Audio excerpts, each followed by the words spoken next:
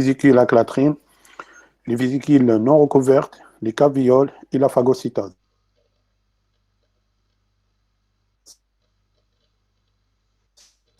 OK? Je vous présente les principales fonctions cellulaires de l'exocytose et l'endocytose.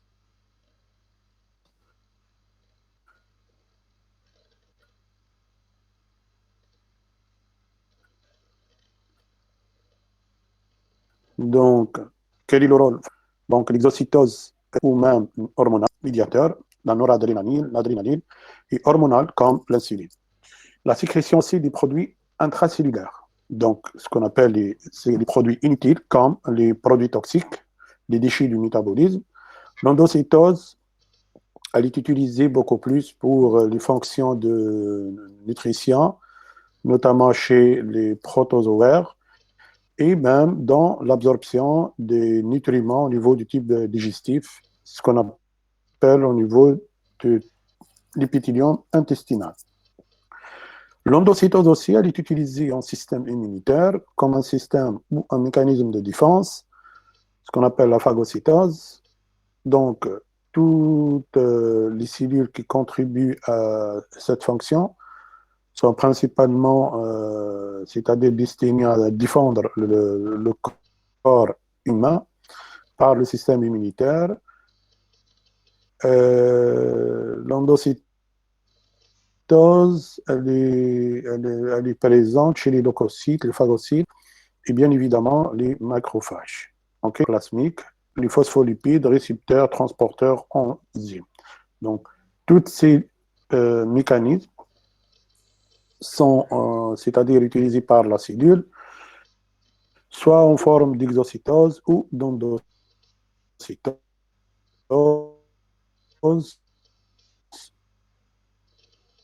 et qui ont...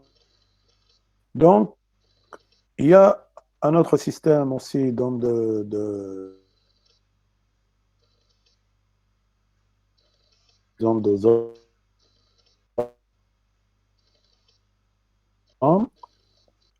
Donc, vous avez en grosso modo deux types de vésicules. Il y a les lysosomes, c'est-à-dire c'est des vésicules qui sont destinées à la dégradation, donc, comme les protéases, les ribonucléases, les oxyribonucléases, c'est-à-dire ils dégradent même c'est-à-dire les acides nucléiques.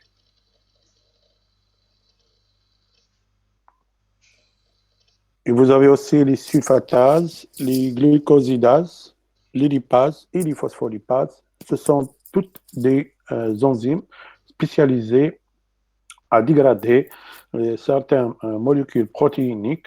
Et les lysosomes, ce sont des vésicules avec un diamètre de 0,2 jusqu'à 0,4 micromètres. Okay? L'autre type de vésicules, ils sont un peu plus larges d'un point de vue diamètre. Donc, leur diamètre varie de 0,2 jusqu'à 1 micromètre. Et donc, le pyroxysome, observé par Novikov, et a été isolé par de Duve dans les années 50. Donc, qu'est-ce qu'il contient? C'est-à-dire les pyroxysomes. Une vésicule de pyroxysome, vous trouvez ce qu'on appelle l'eau oxygénée, ce qu'on appelle les oxydases H2O2. Donc, la catalyse de l'oxygène, c'est-à-dire l'eau oxygénée, donc elle vous donne de l'eau et une molécule d'oxygène. Donc, ces deux systèmes de vésicules, ce sont des systèmes de dégradation beaucoup plus, de défense. On les trouve aussi dans le système immunitaire. Okay? La phagocytose, on va dire quelques mots sur la phagocytose parce qu'il s'agit d'un système d'endocytose et beaucoup plus une ingestion des agents pathogènes comme les bactéries dans des phagosomes. Et après, ça sera la dégradation en fusionnant le phagosome qui contient une bactérie avec un lysosome qui contient, c'est-à-dire les enzymes de la dégradation des protéines et même d'autres molécules. Et à la suite de tout ça, vous aurez un phagolysosome, c'est-à-dire l'agent pathogène ou la bactérie a été totalement dégradé dans le cytosome, mais dans une vésicule spécialisée. Donc, si la fusion du lysosome avec les phagosomes forme le phagolysosome dans lequel la bactérie a été digérée. Ça, c'est la phagocytose. Les différentes étapes de la phagocytose, voilà, c'est un schéma simple. Donc, il y a ce qu'on appelle la captation, l'ingestion de la bactérie grâce à des systèmes de récepteurs. Donc, il y a des récepteurs qui pourraient reconnaître une bactérie. Donc, après, il y aura une ingestion, la formation d'un phagolysosome. Après la fusion du phagolysosome avec, c'est-à-dire les lysosomes, donc le phagosome devient un phagolysosome, ça veut dire fusionnement avec des lysosomes qui contiennent des enzymes de dégradation jusqu'à la dégradation totale et la déjection, c'est-à-dire l'excrétion du produit de dégradation de l'agent pathogène.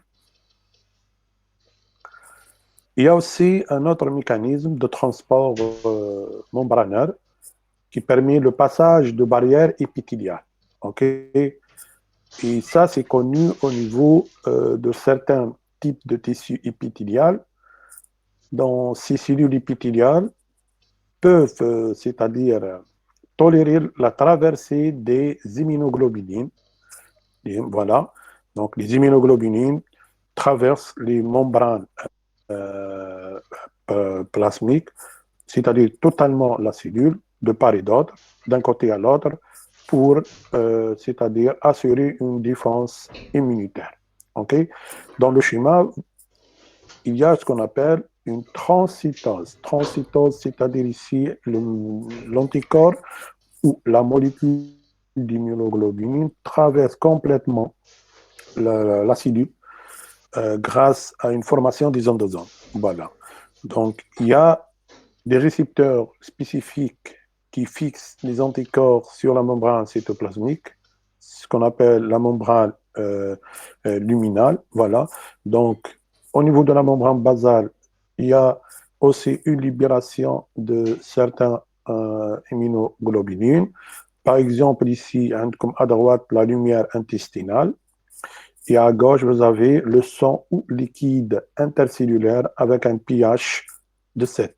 Donc, la lumière intestinale est légèrement, c'est-à-dire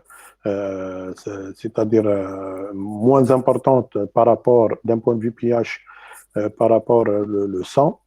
Donc ici, vous voyez que les immunoglobulines peuvent traverser, c'est-à-dire une cellule, grâce à un mécanisme qu'on appelle la transcytose. Donc, ils traversent les cellules épithéliales grâce à un système d'endosomes riche en récepteurs spécifiques des anticorps qui les captent et les traversent d'un côté à l'autre de l'épithélium intestinal.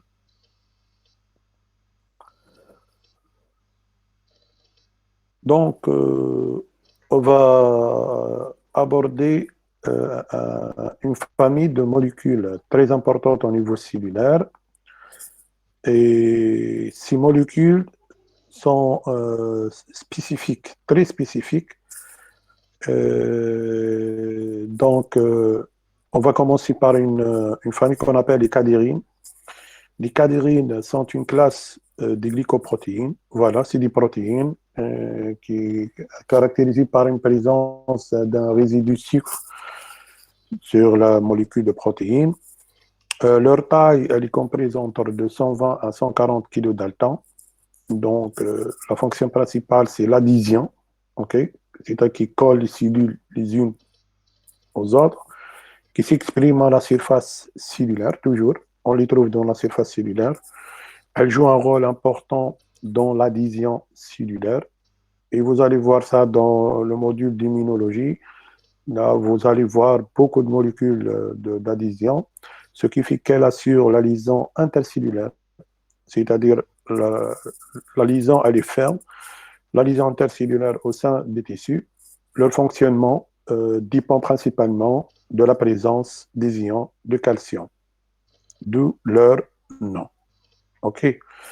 Donc, la superfamille des cadérines comprend les cadérines et les protocadérines et les cadérines dysmosales comme les dysmogliines et les dysmocolines. Donc, c'est juste des appellations avec une certaine différence de composition de protéines d'un point de vue acide aminé. D'un point de vue structurel, elles partagent les séquences cadérines. Donc, il y a une certaine similitude entre ces différentes molécules, mais qui sont toujours, c'est-à-dire, ils ont besoin toujours, ces molécules ont besoin toujours d'un domaine de liaison extracellulaire du calcium. Donc, ils fonctionnent selon la présence du calcium pour assurer la jonction, c'est-à-dire la liaison entre les cellules.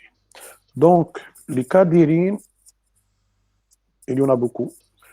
Et comme le schéma le montre, vous avez une molécule de cadérine sous forme d'un dimère. Voilà.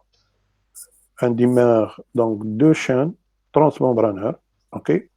Donc, les cadérines classiques, donc, les cadérines de type E, donc, OK? Les cadérines de type P, donc, on les trouve dans le placenta et l'épiderme. Il y a les cadérines de type N, on les trouve généralement dans les cellules c'est-à-dire nerveuses, c'est-à-dire connues sous le nom de neurones, et les cellules musculaires. Et les cadérines de type VE, cellules endothéliales vasculaires, c'est-à-dire les tissus épithéliaux qui tapissent les parois et les lumières des vaisseaux sanguins. Donc, la cadérine non classique, ce sont les dysmocolines et les dysmogliés. OK? Donc, il y a le rôle est le même. C'est un rôle important dans le développement et la maturation des tissus. C'est-à-dire, on ne peut pas avoir un tissu bien serré, c'est-à-dire les cellules sont collées aux autres, sans qu'il y ait des molécules de cadérine qui assurent cette jonction et cette liaison entre les cellules pour former un tissu cohérent d'un point de vue structurel. OK? Le schéma, ce que vous voyez, voilà, il dépend de liaison de calcium. Donc, le schéma montre une cellule en haut, la première cellule, cell 1, et en bas, vous avez une deuxième cellule, cell 2. Donc, pour lier les deux cellules fermement, donc, il y a une intervention des cadérines. Donc, les cadérines de la première cellule entrent en contact avec les cadérines de la première cellule, donc, sous condition qu'il y a des molécules de calcium. Donc, les cadérines se lient grâce au calcium, et dans ce cas, vous avez deux cellules qui sont étroitement liées. OK? Donc, en général, dans une molécule de cadérine, il y a 5 domaines de cadérine. Interaction homophilique calcium dépendante, c'est-à-dire cette liaison avec le calcium, elle va donner une rigidité. Ça veut dire quoi? Une dimérisation. Voilà. Et vous voyez ici, après l'intervention de la fixation du calcium, vous voyez que la cadérine, elle devient dimérique. Donc, les deux chaînes se lient étroitement et se collent l'une sur l'autre. Donc, ce qui va, c'est-à-dire assurer une rigidité. Elle est due à la dimérisation. Dimérisation, c'est-à-dire l'association de deux molécules de cadérine. Après, il y aura une interaction cadérine-cadérine, c'est-à-dire les cadérines de la première cellule et les cadérines de la deuxième cellule. Donc, l'objectif, c'est comme la fermeture éclair. Voilà. Les cadérines, c'est-à-dire pour fermer une veste, il faut faire monter la fermeture éclair, c'est-à-dire pour rapprocher les deux membranes et assurer une fermeture, ce qu'on appelle la fermeture éclair. Il fonctionne par analogie par rapport à une fonction de fermeture éclair. OK? Ça, c'est les fonctions des cadérines. Et ça, c'est un schéma c'est-à-dire qui vous montre les jonctions entre les deux membranes de cellules. Et vous aurez ces schémas dans les brochures, Inch'Allah. Ça veut dire peut-être des mutations qui touchent les gènes qui codent pour les molécules protéiniques des cadérines, ou même c'est-à-dire une structure qui n'est pas vraiment fonctionnelle, okay? C'est-à-dire une protéine mutante, ça peut générer des maladies. C'est ce qu'on appelle des pathologies dermiques au niveau de l'épiderme. Ça veut dire décollement. Malheureusement, il y a des gens qui souffrent de pemphigus vulgaris. Il est dû à une dénaturation de la dysmoglyine qui va donner un décollement de l'épiderme, malheureusement, parce qu'il n'y a pas la formation de dysmosome. Le dysmosome ici, c'est-à-dire la jonction entre les deux cellules, entre les cellules de l'épiderme. Donc, il y a ce qu'on appelle le décollement de la peau. Et ça donne une pathologie.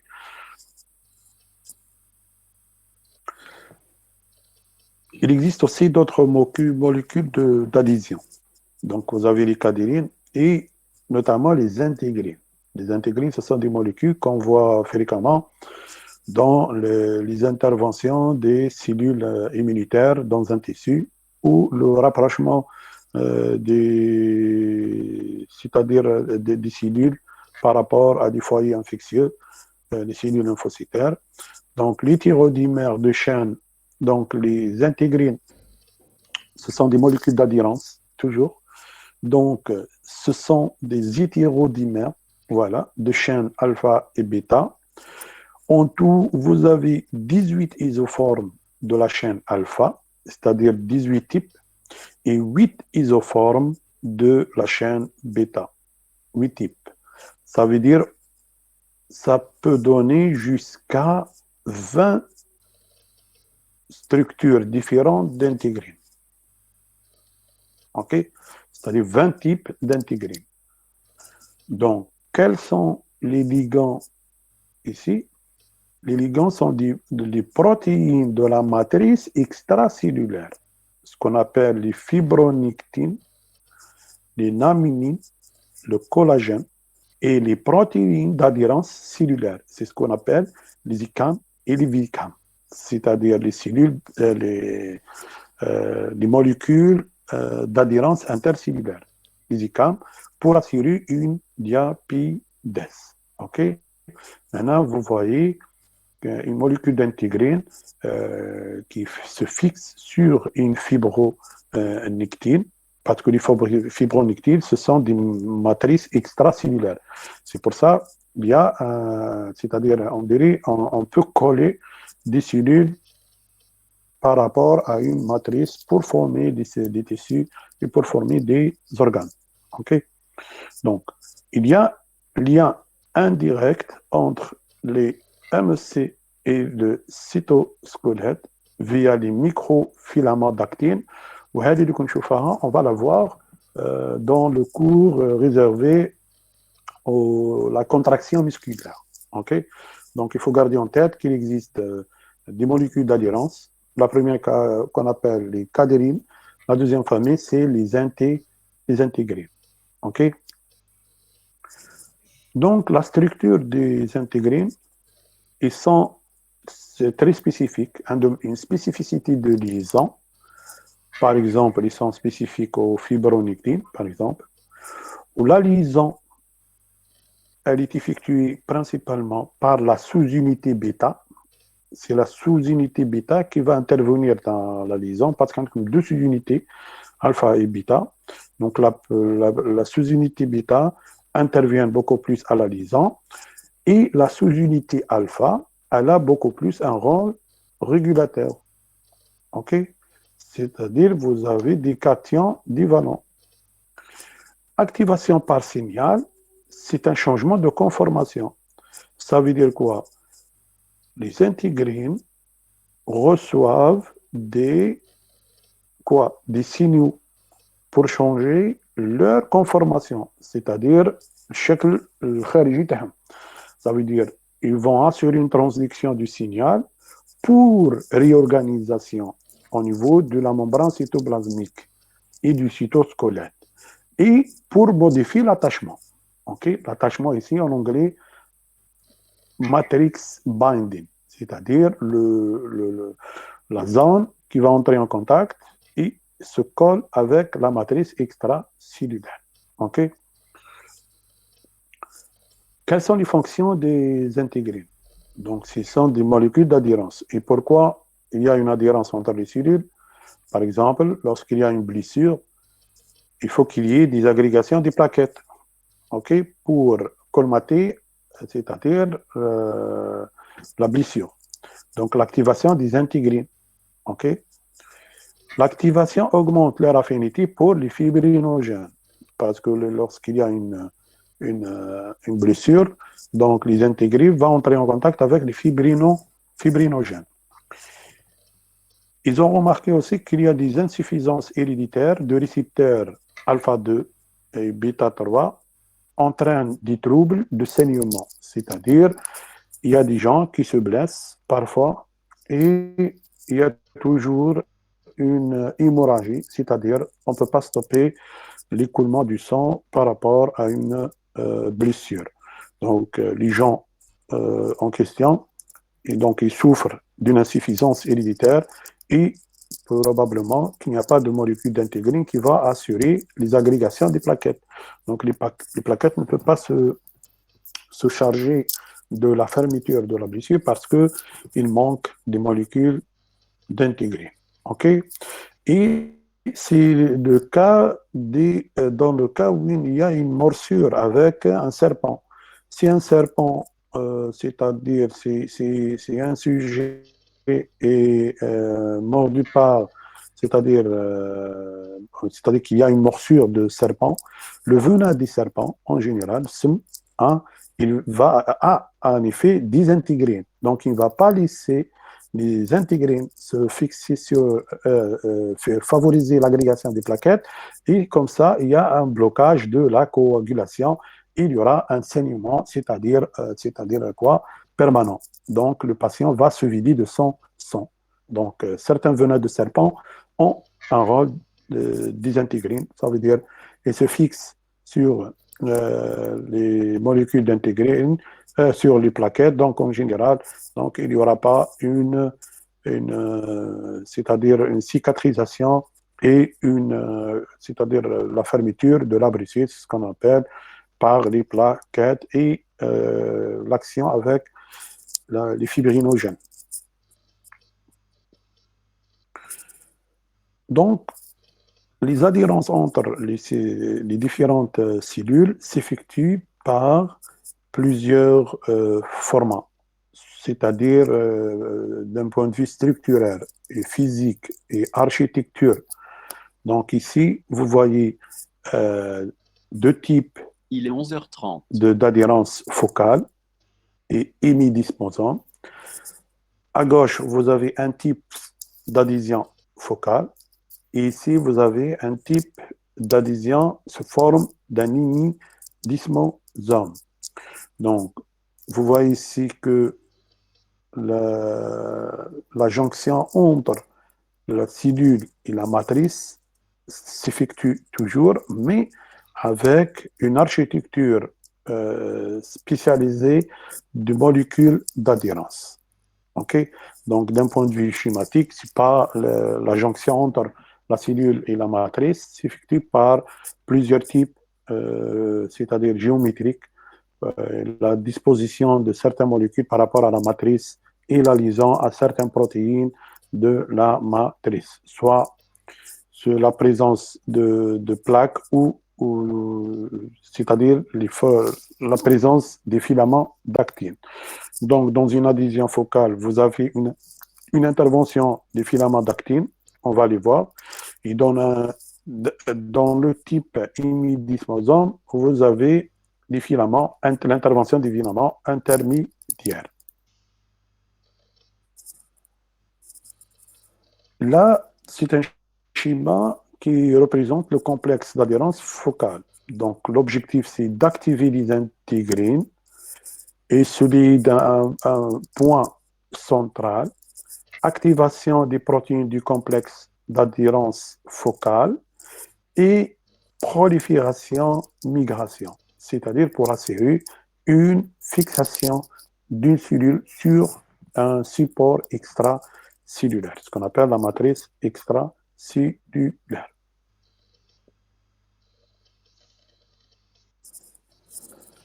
Bon, troisième famille de molécules d'adhésion, donc comme les cadérines, les intégrines, mais il y a aussi les molécules d'adhésion de la superfamille des immunoglobulines. Ce sont des glycoprotéines membranaires qui assurent l'adhérence cellulaire. Donc, ils sont des récepteurs, mais ils ont des ligands.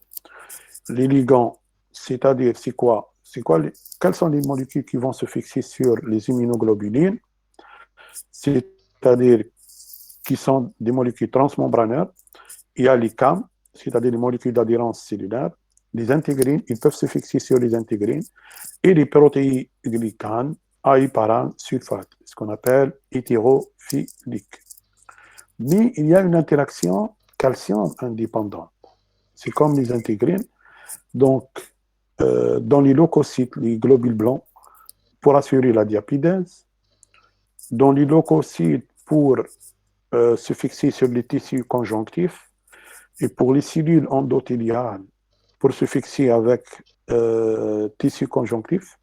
Et les cellules neuronales aussi, pour assurer une adhérence avec un tissu conjonctif. Partout, donc, il y aura une liaison ou adhérence entre les tissus conjonctifs et les différents types de tissus épithéliaux, neuronaux, ou même des molécules ou des cellules du système nerveux ou du système immunitaire.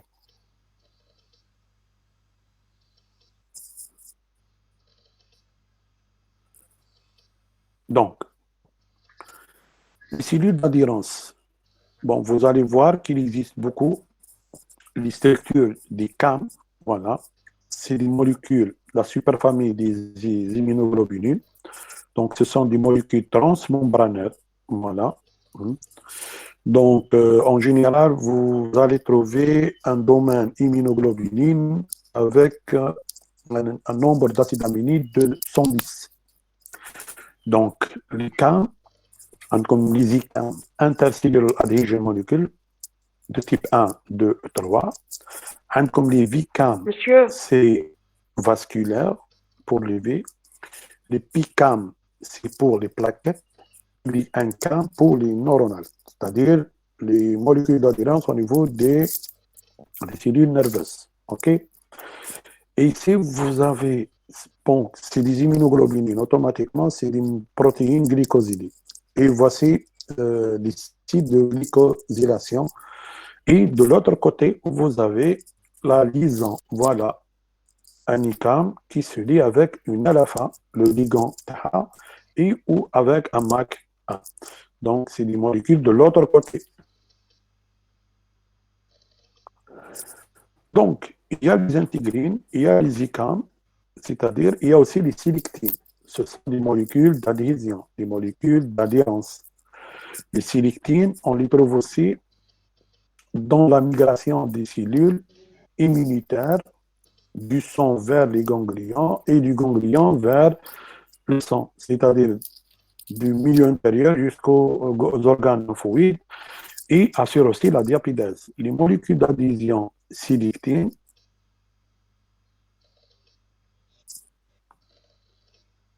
ce sont des glycoprotéines membranaires.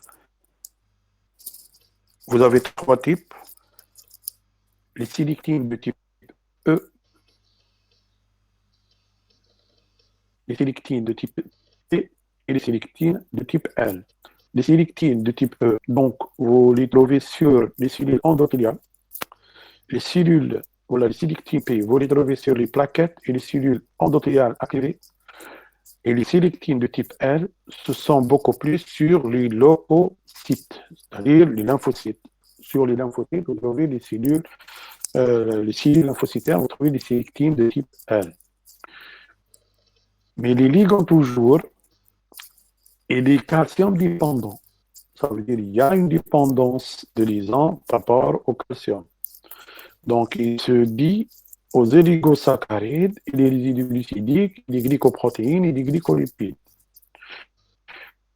Et celui aussi sur les résidus sialidés. Donc, c'est une interaction transitoire hétérophile, c'est-à-dire pour quelque temps. Elle ne dure pas. Mais est-ce qu'il y a les molécules d'adhérence qu'on a vues? Donc, la sélectine, c'est pour une adhérence transitoire, juste pour que les cellules, c'est-à-dire soit elles passent un signal, soit elles traversent une barrière épithéliale pour passer d'un organe à l'autre, d'un tissu à l'autre, ou du sang vers un ganglion, ou d'un ganglion vers le sang. Donc, les sélectines de type P se lient avec des glycoprotéines de l'autre côté. La structure des sélectines. Donc, ce sont des glycoprotéines transmembranaires. Donc, les L-sélectines et les P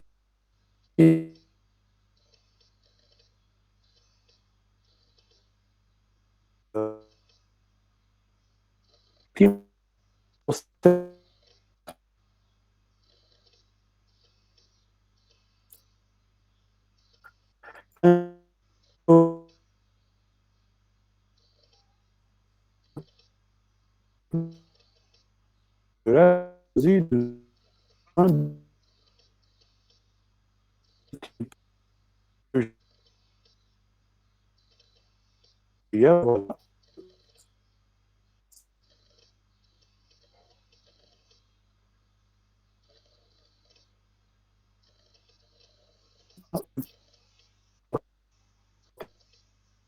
Une,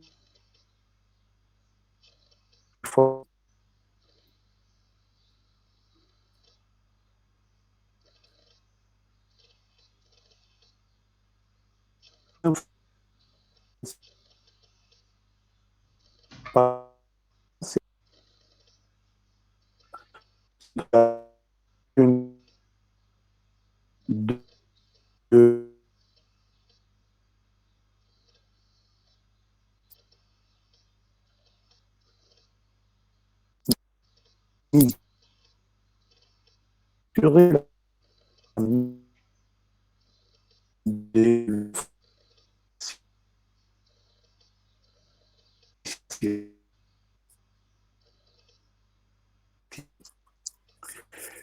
l'autre fonction aussi, c'est l'adhérence des neutrophiles, c'est-à-dire les neutrophiles au thrombus. وهذا تضاف le phénomène de cicatrisation. Et là, c'est le P-sélectine, l'intervention des P-sélectines. OK? Ils ont aussi un rôle c'est-à-dire dans les processus inflammatoires, anticorps, antisélectine, ou ce qu'on appelle un effet anti-inflammatoire. De toute façon, vous allez voir ça, tout ça en immunose. C'est juste pour vous dire que la fonction principale des sélectines, ils assurent la migration de la cellule. Donc, la migration, voilà ce que vous voyez ici. Voici un lymphocyte en train de migrer par diapides. Voilà, un lymphocyte qui traverse l'épithélium. Grâce à quoi? Grâce aux sélectines.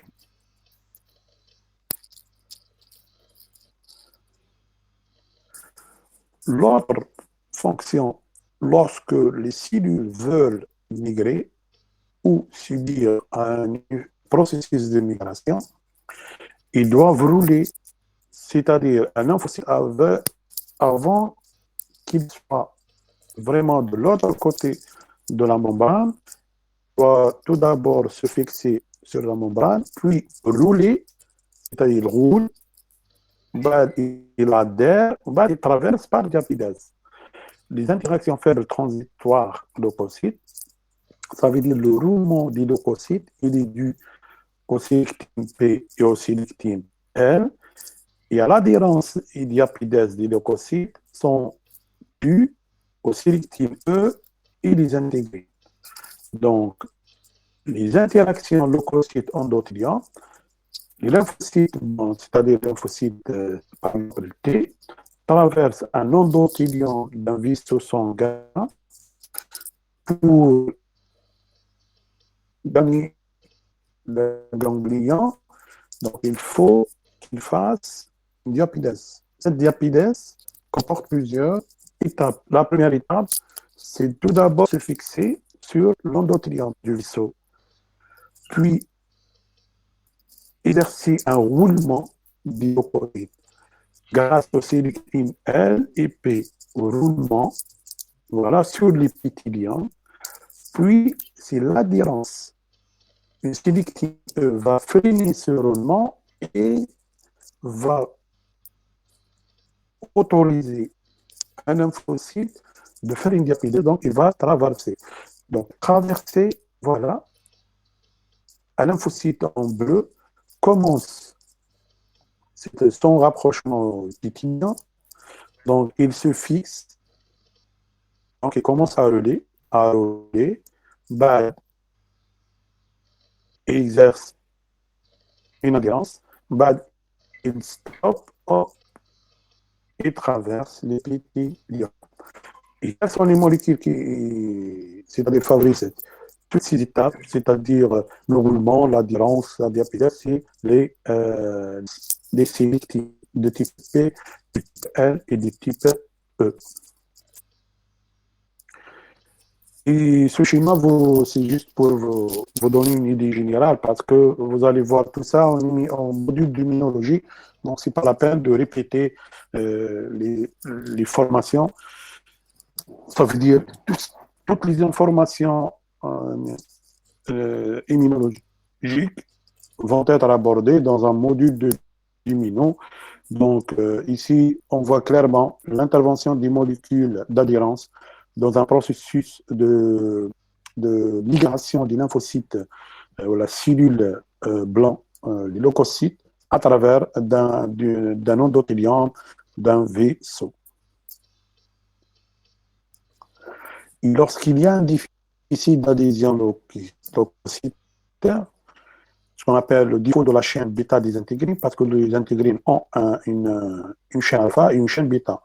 Lorsqu'il y a un défaut dans la chaîne bêta, et là, on aura un phénomène qui n'est pas bien, celui des infections à répétition, parce qu'il y a un problème d'absence de diapidèse. Ça veut dire les lymphocytes ou les cellules blanches, les leucocytes ne peuvent pas atteindre les foyers infectieux. Ça veut dire qu'il y a un défaut de recrutement des leucocytes. Ça veut dire que les leucocytes existent, mais ils ne peuvent pas atteindre le foyer infectieux parce qu'ils ne peuvent pas migrer. Donc, une migration est assurée par les molécules d'adhérence leucocytaire.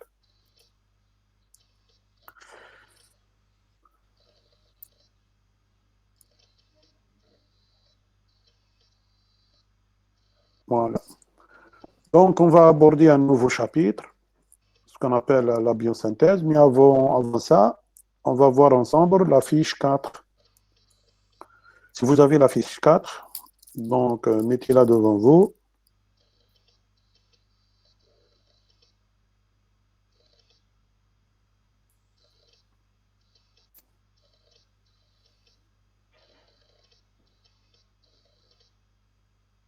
Voilà. La fiche 4, on a vu déjà certaines notions donc, sur le cytosquelette. Le cytosquelette, donc on a dit que le cytosquelette regroupe un ensemble de polymères fibreux, cytosoliques et nucléaires, et de protéines associées. Nous avons dit en grosso modo que le cytosquelette est constitué de 3 classes de filaments, les microfilaments d'actine, les filaments intermédiaires, Fe, et les microtubules. La différence entre ces 3 types de structures protéiniques, c'est le diamètre. Donc les microfilaments d'actine, c'est 8 nanomètres de diamètre. Les filaments intermédiaires, c'est 10 nanomètres de diamètre et jusqu'à 25 nanomètres de diamètre pour les microtubules. Et le schéma suivant vous montre la disposition, la localisation des 3 types de filaments, microfilaments, filaments et microtubules, dans les cellules. On a vu ça déjà. On a dit qu'il y a deux types de monomères protéiques qui sont à la base des polymères fibreux du cytosquelette, comme les monomères globulaires et les monomères fibreux. Les monomères globulaires, c'est les MFA pour les microfilaments d'actine et les microtubules. Et les monomères fibreux, c'est pour les filaments intermédiaires. OK?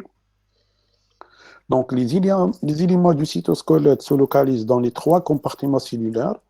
On les trouve dans le cytosol, le nucléoplasme et la périphérie de la cellule. OK? Donc, le cytosquelette, on le trouve dans le cytosol, le nucléoplasme et la périphérie de la cellule. Donc, comment se forme le cytosquelette? C'est par une polymérisation. Ça veut dire une unité de base qui sera répétée par le phénomène de polymérisation pour avoir une chaîne. Donc, dans le cas de l'actine, les microfilaments d'actine, c'est les plus fines, c'est-à-dire les filaments les plus fins, parce qu'ils ont un diamètre de 8 nanomètres. Donc, l'actine F, c'est-à-dire l'actine filamenteuse, résulte de la polymérisation de l'actine G. Il y a plusieurs actines globulaires vaudant l'actine filamenteuse. L'actine est l'une des protéines cellulaires les plus abondantes, 1 à 5% de l'ensemble des protéines, dans les cellules non musculaires et 20% dans les cellules musculaires.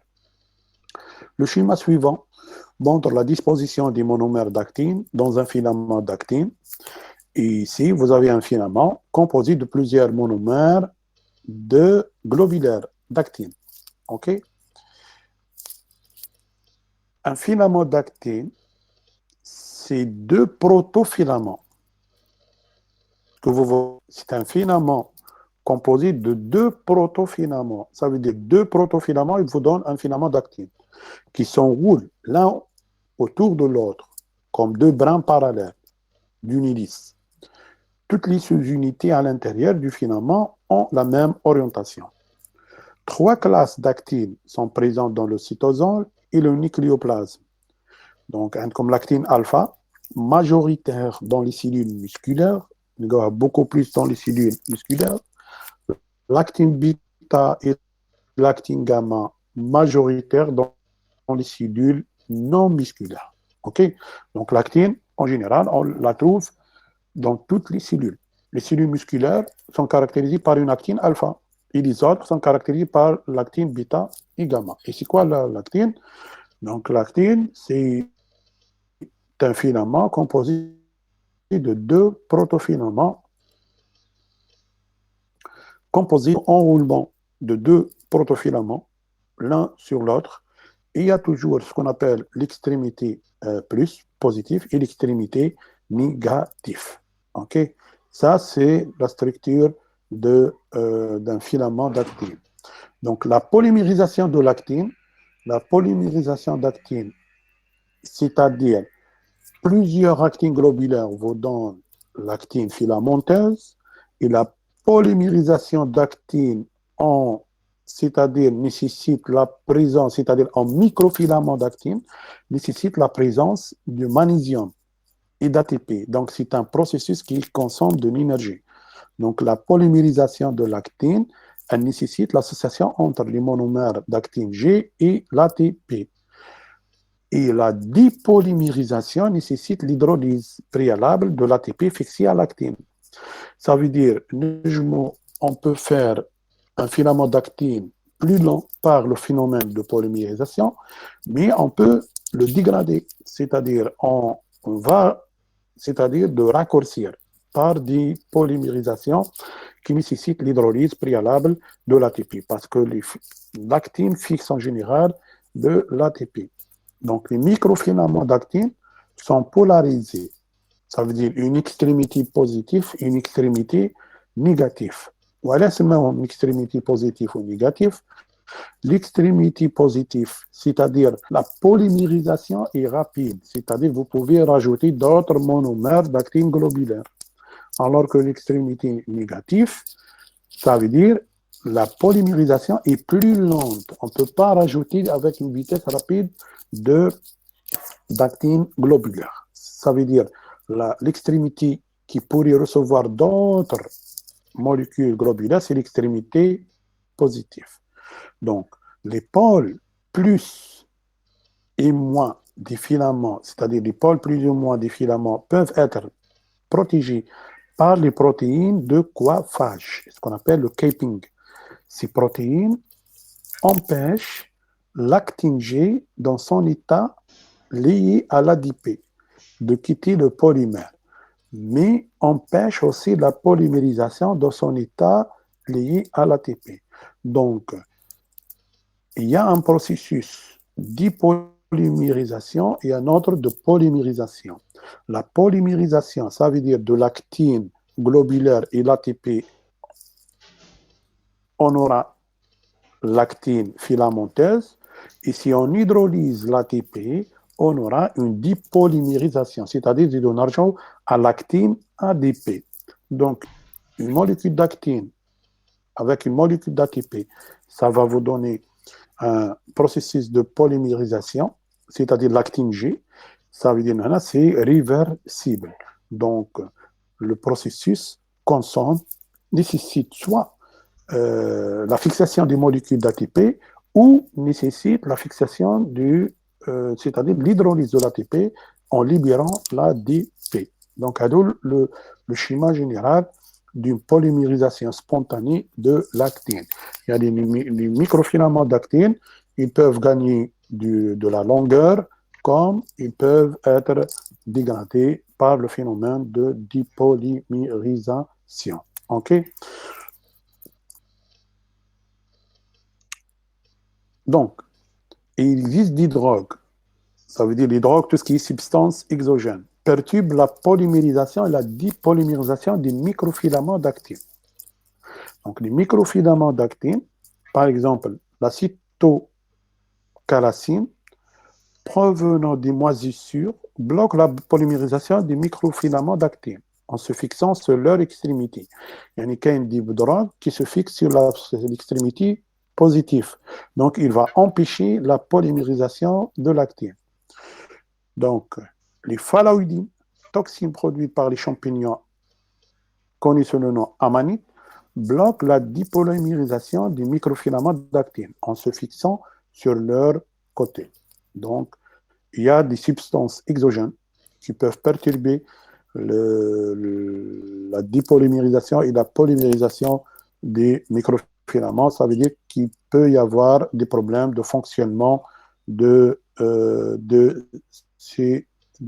les cellules, c'est-à-dire dans leur fonction.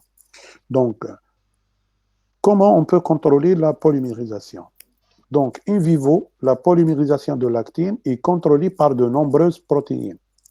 Donc, comme la thymosine, la profiline, le complexe protéine ARP2-3 et la CAPZ. La thymosine et la profiline se fixe à l'actine G et maintient celle-ci sous forme liée à l'ATP, ce qui favorise la polymérisation. Donc, la profiline, la longueur de la microfilament d'actine, parce qu'elle favorise la polymérisation en se liant ou en fixant l'ATP. La thymosine inhibe la nucléation spontanée et donc la polymérisation. Donc, la thymosine va freiner la polymérisation. Et le complexe protéine ARP2 et 3, ce qu'on appelle actine-related protein type 2 et type 3, le complexe se fixe du côté négatif de l'actine et sa présence favorise la formation d'un site de nucléation. Nucléation, c'est-à-dire l'amorce d'une nouvelle unité d'actine globulaire pour la formation de longues polymères. Et la CAPZ est tropomoduline, joue un rôle important dans la stabilisation du polymère d'actine dans les muscles striés.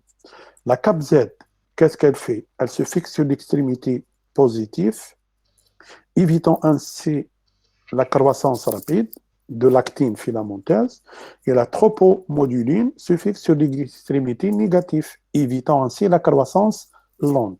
Donc, wahda elle freine, l'autre elle accélère la polymérisation. Quatrième protéine qui contrôle.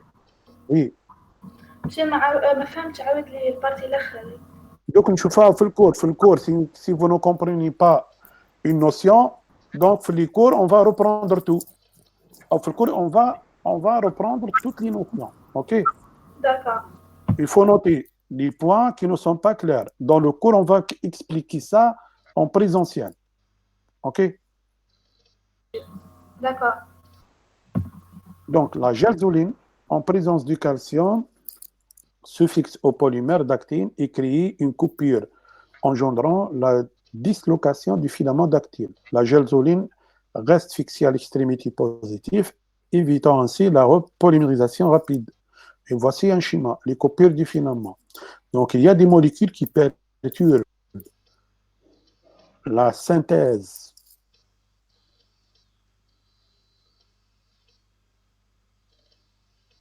et de filaments d'actine. Molécules exogènes qui se fixent sur la partie positive et des autres qui se fixent sur la partie négative et des autres qui jouent un rôle de ciseaux. Okay? Ce qu'on appelle les coupures du microfilament. Okay? Donc, c'est terminé pour aujourd'hui. Donc, essaye de télécharger les brochures, de lire. Et s'il y a des points qui ne sont pas clairs, donc on va les programmer dans les séances présentielles pour vous expliquer, c'est-à-dire quand on soit dans un cours long fin. OK?